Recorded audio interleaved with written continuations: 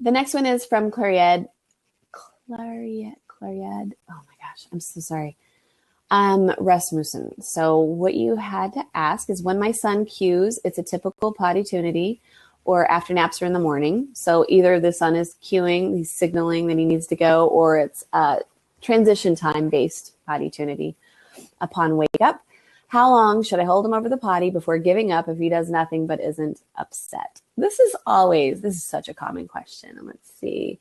She didn't answer to say how old her son was, but that's okay. Oh, yep. Kind of related question Jennifer had, how long to wait if there are just a few drops of poo? Does that mean they're just not ready for a big poo or that they're having trouble getting it out? Jennifer, that also depends on the age. So let me answer on a couple of ages. Okay. And funny enough, in the new mini course that I have on starting at birth, I cover this because it's something you should know ahead of time, like what to expect. So I always hold, it depends on the baby. Some of them, it just takes a while for it to get started. So if you've got a newborn between 0 and 3 months, their plumbing is still learning how to work. So it knows how to work, but they're starting to learn. They're learning they have sphincter control and they're learning how to release, how to relax, when it's appropriate to do it, when you're cueing and going, or then they know that they could do that. So it takes a little bit of time for them to get used to that. And they're also getting into their bodies because they're not just brand new. I mean, they're not crawling babies. They're not like completely here in the world yet. They're still coming into their bodies. And so for a brand new newborn, I give it about 5 minutes. And I always readjust the hold when I'm holding the baby. For you. She doesn't have very bendy legs, but I'm going to try. When I'm holding the baby,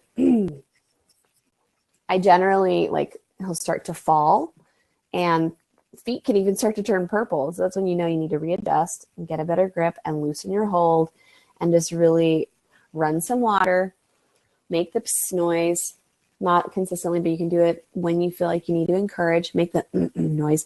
When they feel you saying they feel your diaphragm closing up, and they know that when they hear that noise, it's like this body cue to sort of let go and release. So I'd say 5 minutes.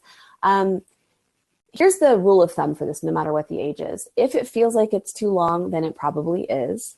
If you feel like, well, maybe I should wait a little bit longer because there might be more, then wait a little bit longer. If you've waited like 8 or 9 minutes and you've gotten a couple of drops of poo, as Jennifer asked, out, and you can tilt baby upward and look at the anus. There's still more coming out. If they're already on solids, then you can tell if there's more there. It's either going to be bulging or there's going to be some more poop right there. Or it'll be closed up like it's finished. So you can look. I always put a little mirror kind of about this size. I'll put that right behind the faucet if I'm doing a pee over the sink, so I can see the anal sphincter and whether they're still pushing and it's expanding and there's something that's going to come out or not. So you can look at that too. You can also look at the quality of the poop. So if you're doing if they're already on solids and they're having solid poop, you can look and see if there's that tapered end. If there's not a tapered end yet, then it's probably not finished. Okay, so there's several different things. I've obviously looked at a ton of poop with 4 babies.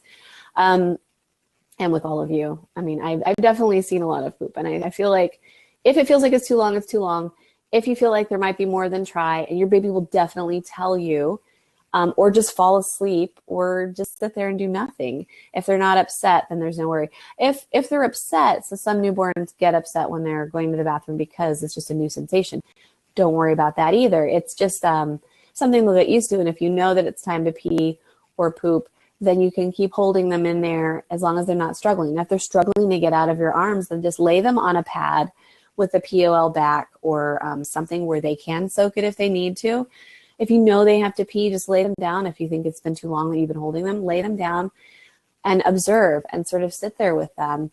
And when they start to pee on that pad, because you knew they were going to go, just say, psst, and you use that as sound association, and you didn't have to waste a diaper, and it's good. It's all good. So hopefully that answers your question. Also remember that everything always changes no matter what age they're at. They're going to be different next month. So how long you hold them, eventually you won't even be holding them at all anymore. And then always do things that encourage them to go. Also, with a boy, if you touch the tip of their penis, like mine is uncircumcised, my sons are all uncircumcised, so my newborn, if there's fuzz stuck in the foreskin or something, I pull it out every time I pull it out, he pees. It's like a plug or something. It's weird. But I've also read that some people, when they touch the tip of the penis, the baby will go to the bathroom because they feel in their body like, oh, that is the focal point of what we're doing right now.